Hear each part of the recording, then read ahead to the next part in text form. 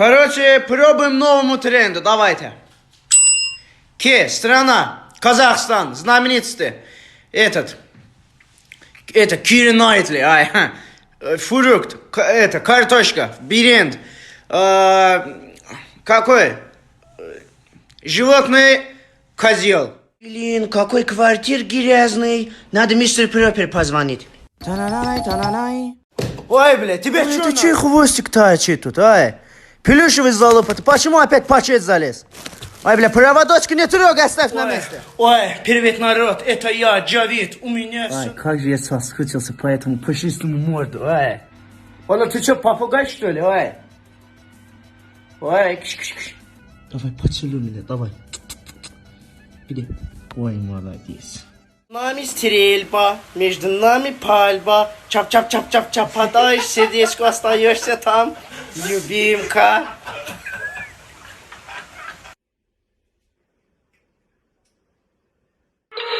I love everything. Fire spreading all around my room. My world's so bright, it's hard to breathe, but that's alright. Hush.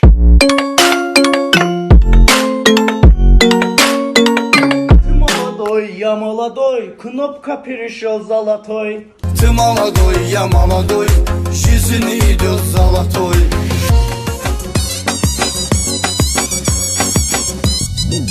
Canım ay məhlə uşağımız qardaş avdoş. Canım ay məhlə uşağımız qardaş avdoş. Səninlə fəxr edirik biz gecə gündüz, bu da söz.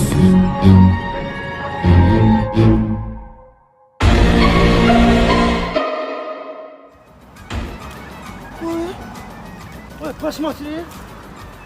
Ой, что-то эта машина знакомая. Ой, случайно не тот козел, который у меня помидор своровал на рынке? Дай-ка я посмотрю это приложение на мирограмм. О, 1, 5, 7, хе-хе.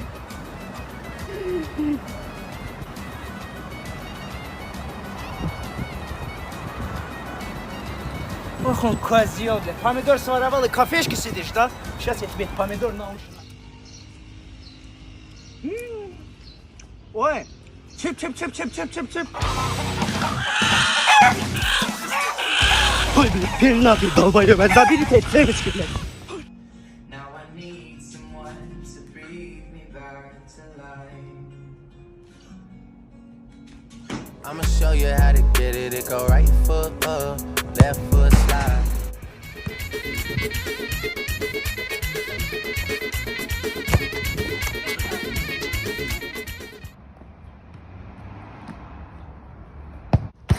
Ой, отдай пнуть. Да, пожалуйста. Спасибо.